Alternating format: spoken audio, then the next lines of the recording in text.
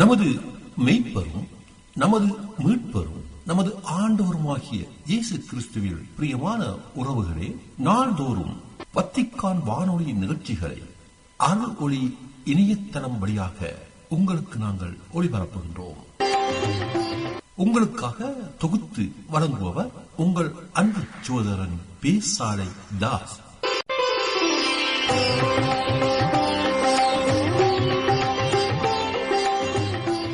லௌதேத்தூர் இயேசுஸ் கிறிஸ்துஸ். இயேசு கிறிஸ்துவுக்கு புகழ். தமிழ் கூறும் நல்லுலகில் வாழும் அனைத்து அன்புள்ளங்களுக்கும் வத்திக்கான் வானொலியின் வணக்கம். இறைவன் உங்கள் உள்ளத்தையும் இல்லத்தையும் தன் அன்பாலும் அருளாலும் அமைதியாலும் இன்றும் என்றும் நிரப்புவாராக.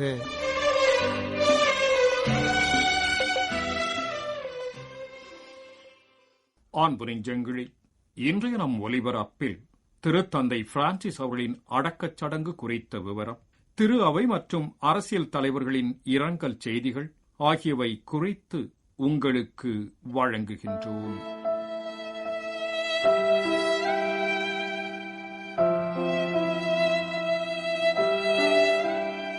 ஏப்ரல் 26 சனிக்கிழமை காலை 10 மணிக்கு வத்திக்கானின் புனித பேதுரு பெருங்கோவில் வளாகத்தில் இறைப்பதமடைந்த திருத்தந்தை பிரான்சிஸ் அவர்களின் இறுதிச் சடங்கு திருவழிபாட்டு நிகழ்வு திருத்தந்தையர்களுக்குரிய இறுதி திருச்சடங்குகள் நிறைவேற்றும் சட்டமுறைப்படி இடம்பெறும் என்று அறிவிக்கப்பட்டுள்ளது.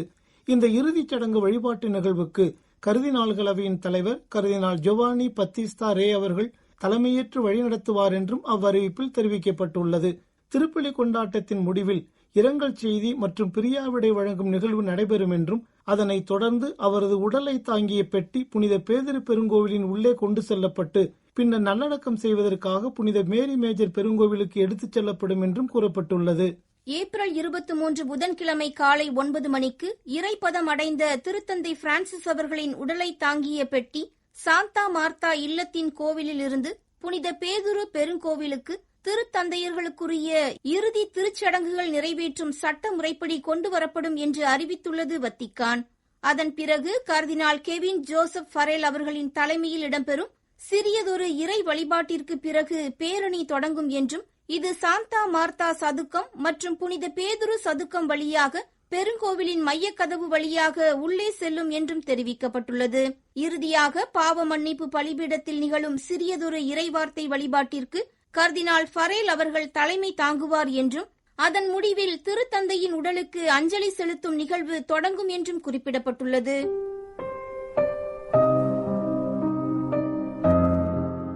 தான் இறந்த பிறகு தனது உடல் எங்கே எவ்வாறு நல்லடக்கம் செய்யப்பட வேண்டும் என்பது குறித்து கடந்த 2022 ஆண்டு ஜூன் 29ஆம் தேதியன்று தனது விருப்பத்தை தெரிவித்த திருத்தந்தை பிரான்சிஸ் அவர்களின் இறுதி விருப்ப ஆவணத்தை வெளியிட்டுள்ளது வத்திக்கான். மூவரு கடவுளின் பெயரால் ஆமேன் என்று தனது இறுதி விருப்ப ஆவணத்தை தொடங்கியுள்ள திருத்தந்தை பிரான்சிஸ் அவர்கள், இம்மன்னக வாழ்வுக்குரிய எனது இறுதி நேரம் நெருங்கி வருவதை நான் உணரும் போது நிலைவாழ்வில் உறுதியான நம்பிக்கையுடன் என் உடல் நல்லடக்கம் செய்யப்படும் இடம் குறித்து மட்டுமே எனது இறுதி விருப்பங்களை தெரிவிக்க விரும்புகிறேன் என்று கூறியுள்ளார். என் வாழ்நாள் முழுவதும் ஓர் அருள் பணியாளராகவும் ஆயராகவும் எனது ஊழியத்தின் போது நான் எப்போதும் என்னை நம் ஆண்டவரின் அன்னையாம் தூய கன்னிமரியாவிடம் ஒப்படைத்து அவரில் ஆழ்ந்த நம்பிக்கை கொண்டு வந்துள்ளேன் என்றும் இந்த காரணத்திற்காக நான் உயிர்த்தெழும் அந்த நாளுக்காக எனது உடல் புனித மேரி மேஜர் பெருங்கோவிலில் நல்லடக்கம் செய்யப்பட வேண்டுமெனவும் வேண்டுகிறேன் என்றும் தெரிவித்துள்ளார். எனது மன்னக வாழ்வின் இறுதி பயணம் பழம்பெருமை வாய்ந்த இந்த மரியன்னை பெருங்கோவிலில் முடிவடைய வேண்டுமென நான் விரும்புகின்றேன் என்று மொழிந்துள்ள திருத்தந்தை, எனது ஒவ்வொரு திருத்தூது பயணத்தின் தொடக்கத்திலும் முடிவிலும் இறைவேண்டல் செய்ய நான் இங்கே வருவேன் என்றும் நம்பிக்கையுடன் எனது உள்ளத்தின் நோக்கங்களை தூய்மைமிகு அன்னைமரியாவிடம் ஒப்படைத்து அவருடைய இலகிய மற்றும் தாய்வழி கவனிப்புக்கு நன்றி செலுத்துவேன் என்றும் உருக்கமாக கூறியுள்ளார். எனது கல்லறை தரையில்தான் இருக்க வேண்டும் என்றும் அது குறிப்பிட்ட அலங்காரம் எதுவுமின்றி எளிமையாக இருக்க வேண்டும் என்றும் குறிப்பிட்டுள்ள திருத்தந்தை, எனது கல்லறை பிரான்சிஸ்குஸ் என்ற கல்வெட்டை மட்டுமே தாங்கி நிற்க வேண்டும் என்றும் விண்ணப்பித்துள்ளார். எனது உடலை நல்லடக்கம் செய்வதற்கான செலவு ஒரு நன்கொடையாளரால் வழங்கப்படும் தொகையால் ஈடு செய்யப்படும் என்றும் அதை நான் புனித மேரி மேஜர் பெருங்கோவிலின் நிர்வாகத்திற்கு அனுப்ப ஏற்பாடு செய்துள்ளேன் என்றும் குறிப்பிட்டுள்ளார்.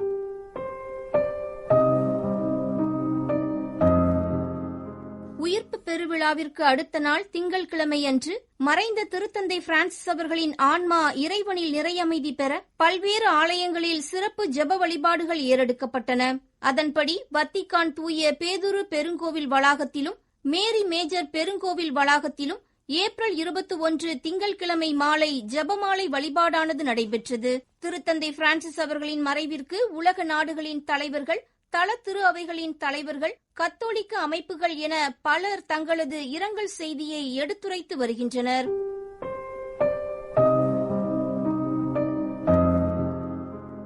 இறை தந்தையின் வாழ்வில் முழுமையாக பங்கேற்பதாக உயிர்ப்பின் கதவை நமக்காக திறந்த இயேசுவில் இணைய மண்ணக வாழ்வினை முடித்து விண்ணகத்தில் பிறப்படுத்த திருத்தந்தை பிரான்சிஸ் அவர்களின் மறைவு ஆழ்ந்த வருத்தத்தை ஏற்படுத்துகின்றது என்று தெரிவித்துள்ளார் இயேசபை தலைவர் அருள்பணி ஆர்த்தூரோ சோசா.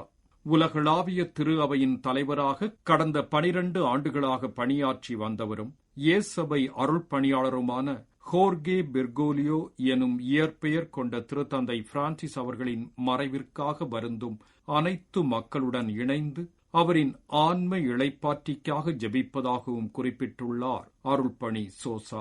திருத்தந்தையின் வாழ்நாள் முழுவதும் அவர் செய்த பணிகள் வழியாக திரு அவையும் உலகமும் பெற்றுக்கொண்ட பல நன்மைகளுக்காகவும் 2ஆம் வத்திக்கான் சங்கத்தின் உணர்வுகள் மற்றும் வழிகாட்டுதல்களை நடைமுறைப்படுத்துவதற்கான அவரின் முயற்சிகளுக்காகவும் தனக்கு முன்னிருந்த திருத்தந்தையர்களை பின்பற்றி திரு அவையை எவ்வாறு வழிநடத்துவது என்பதை அறிந்திருந்ததற்காகவும் இரக்கம் நிறைந்த இறை தந்தைக்கு நன்றி கூறுவோம் என்றும் தெரிவித்துள்ளார் அருள்பணி சோசா.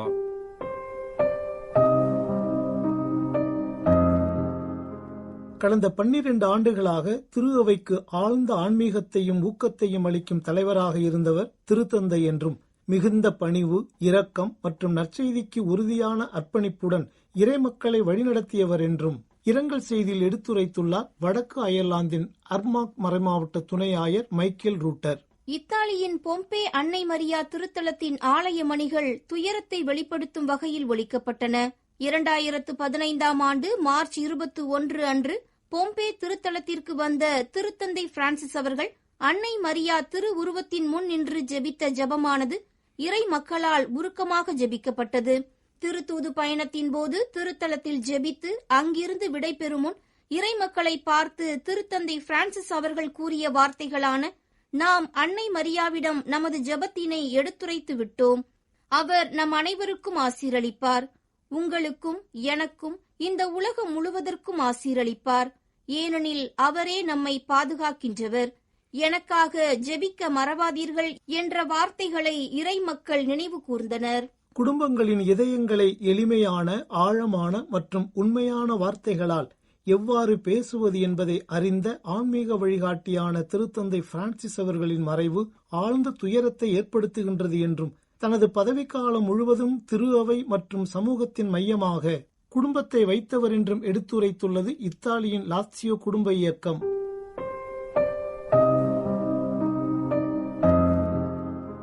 திருத்தந்தை கடினமான காலங்களில் எதிர்நோக்கின் ஒளியாக நம் காலத்து ஆண்கள் மற்றும் பெண்கள், நம்பிக்கையாளர்கள், நம்பிக்கையற்றவர்கள் என அனைவர் இதயங்களுடன் பேசக்கூடிய ஆன்மீக வழிகாட்டியாக இருந்தவர் என்றும், தாழ்ச்சி, நெருக்கம், மனித குலத்தின் மீதான அன்பு ஆகியவை கொண்ட அவரது சான்று வாழ்வானது வரலாற்றிலும் அனைவரின் இதயங்களிலும் பொறிக்கப்படும் என்றும் தெரிவித்துள்ளது இத்தாலிய கிறிஸ்தவ தொழிலாளர் அமைப்பு. இரக்கம், நீதி மற்றும் அமைதியின் சான்றாகவும் அயராது உழைக்கும் மேய்ப்பராகவும் திகழ்ந்தவர் திருத்தந்தை பிரான்சிஸ் என்றும், தனது வாழ்நாள் எல்லாம் நற்செய்தியின் பணிக்காக உழைத்து திரு அவைக்கும் உலகிற்கும் அன்பின் பாதையையும் பலவீனமானவர்களுடன் நெருக்கமாக இருப்பதற்கான பாதையையும் காட்டியவர் என்றும் திருப்பிட திருச்சிலுவை கல்லூரியானது தனது இரங்கலை தெரிவித்துள்ளது.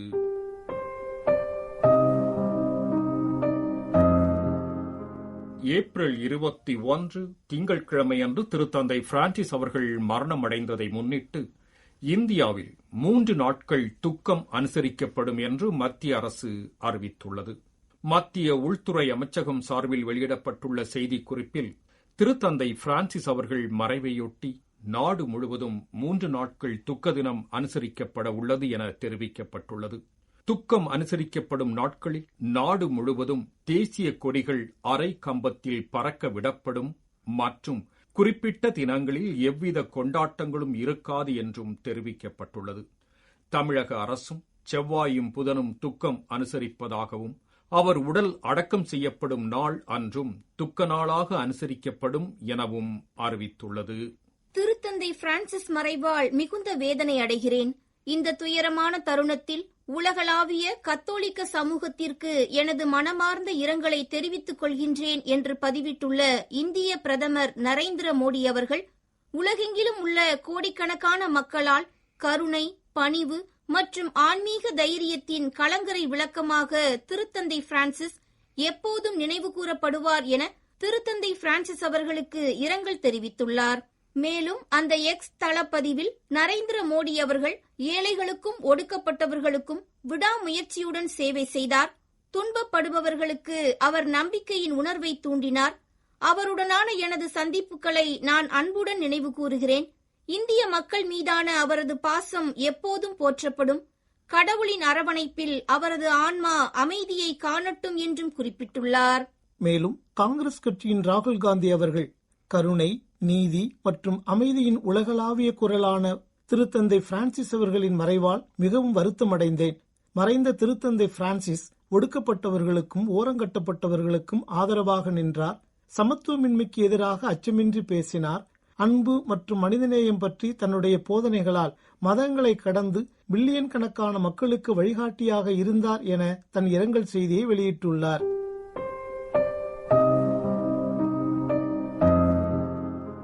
தமிழ்நாடு சட்டப்பேரவையில் திருத்தந்தை பிரான்சிஸ் அவர்களின் மறைவையொட்டி இரங்கல் குறிப்பை சபாநாயகர் அப்பாவு வாசித்தார்.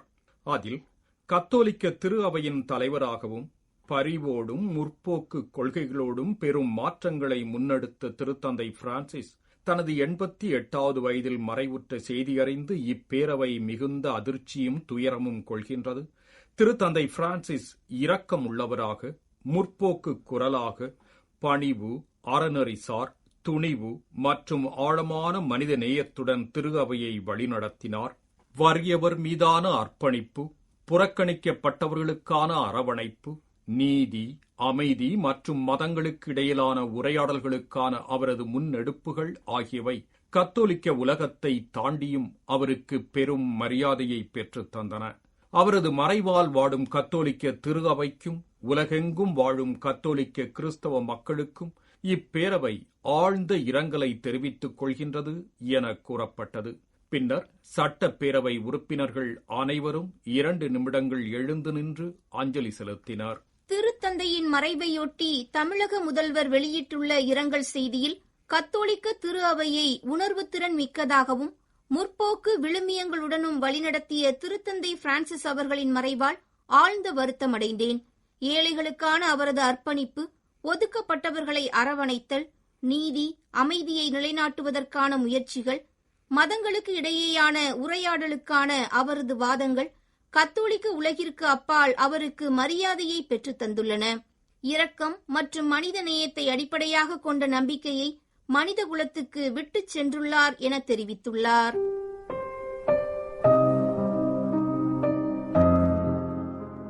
அமைதியில் இளைப்பாருங்கள் திருத்தந்தை பிரான்சிஸ் என்று எக்ஸ் தளத்தில் பதிவிட்டு அமெரிக்க அதிபர் அலுவலகமான வெள்ளை மாளிகை திருத்தந்தை பிரான்சிஸ் அவர்களின் இறப்புக்கு இரங்கல் தெரிவித்துள்ளது. அந்த பதிவில் அமெரிக்க அதிபர் டொனால்ட் ட்ரம்ப் மற்றும் அவரது மனைவி மெலானியாவை திருத்தந்தை பிரான்சிஸ் சந்தித்த போது எடுத்த புகைப்படமும், துணை அதிபர் JD வான்ஸை திருத்தந்தை சந்தித்த போது எடுத்த புகைப்படமும் இடம்பெற்றிருந்தன. திருத்தந்தை பிரான்சிஸின் மரணத்தை கேட்டு மிகவும் வருத்தமடைந்தேன். அனைவருக்கும் நியாயமான உலகத்தை உருவாக்க அயராத முயற்சிகளை மேற்கொண்ட திருத்தந்தை பிரான்சிஸ் சிறந்த நீடித்த மரபை விட்டுச் சென்றுள்ளார் என எக்ஸ் சமூக ஊடக தளத்தில் பிரிட்டன் பிரதமர் கியர் ஸ்டாமர் குறிப்பிட்டுள்ளார். இஸ்ரேல் அதிபர் ஐசக் ஹெர்சாக் வெளியிட்டுள்ள இரங்கல் செய்தியில், ஆழ்ந்த நம்பிக்கையும் எல்லையற்ற இரக்கமும் கொண்ட அவர் ஏழைகளை மேம்படுத்துவதற்கும் பிரச்சினை நிறைந்த உலகில் அமைதிக்காக அழைப்பு விடுப்பதற்கும் தனது வாழ்க்கையை அர்ப்பணித்தார். மத்திய கிழக்கில் அமைதிக்காகவும் பிணைய கைதிகள் பாதுகாப்பாக திரும்புவதற்கும் அவர் செய்த பிரார்த்தனைகள் விரைவில் நிறைவேறும் என்று நான் உண்மையிலேயே நம்புகின்றேன் என்று தெரிவித்துள்ளார். நெதர்லாந்து பிரதமர் டிக் ஸ்கூப் வெளியிட்டுள்ள இரங்கல் செய்தியில், நிதானமான வாழ்க்கை முறை, சேவை மற்றும் இரக்கச் செயல்கள் மூலம் திருத்தந்தை பிரான்சிஸ் கத்தோலிக்கர்கள் மற்றும் கத்தோலிக்கர் அல்லாதவர்களுக்கு ஒரு முன்மாதிரியாக இருந்தார். நாங்கள் அவரை மிகுந்த மரியாதையுடன் நினைவு கூர்கிறோம் என்று தெரிவித்துள்ளார். உலகின் ஏறக்குறைய அனைத்து நாடுகளின் தலைவர்களும் தங்கள் இரங்கல் செய்திகளை வத்திக்கானுக்கு அனுப்பி வருகின்றனர்.